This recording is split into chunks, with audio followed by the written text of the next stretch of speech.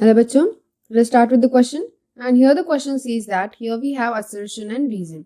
तो यहाँ हमारे पास एक assertion है, reason है और वो correct है कि नहीं उसके basis पे हमें A to D में से कोई एक आंसर ऑप्शन चूज करना होगा.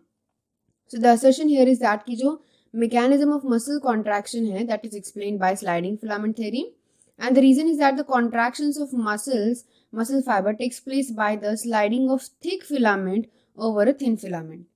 सो बेसिकली फर्स्ट जो असर्शन है वो ट्रू है but reason is false. Reason जो है वो फॉल्स है.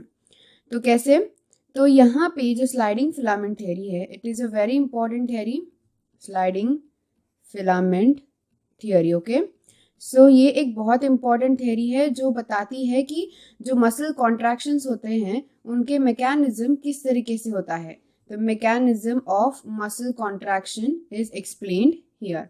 ओके, सो ये जो मसल कॉन्ट्रैक्शन के मैकेनिज्म की स्लाइडिंग फिलामेंट थ्योरी है, this theory was given by A.F. Ulexi and H.F. Ulexi. So these are the two person जिन्होंने स्लाइडिंग फिलामेंट थ्योरी एक्सप्लेन की है, दैट इज इन 1954. एंड इस sliding theory के according इसमें sliding filament theory में क्या कहा है, दैट इज कि जो मसल कॉन्ट्रैक्शन होता है वो किस तरीके से होगा, स्लाइडिंग ऑफ, यहाँ पे स्लाइडिंग होगा, sliding of thin filament over a thick filament. यानी थिन फिलामेंट का स्लाइडिंग होगा ओवर थिक फिलामेंट. सो इसीलिए जो दिया गया सेकेंड रीजन है वो रॉन्ग है. सो रीजन एक्चुअली होना चाहिए that is sliding of thin filament over thick filaments. Thin filament कौन से होते हैं?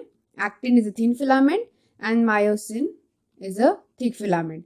सो इस तरीके से यहाँ पे स्लाइडिंग होता है एक्टिन का मायोसिन के ऊपर, that is on the myosin heads. So इसीलिए दिया गया सेकेंड रीजन जो है that is the false one.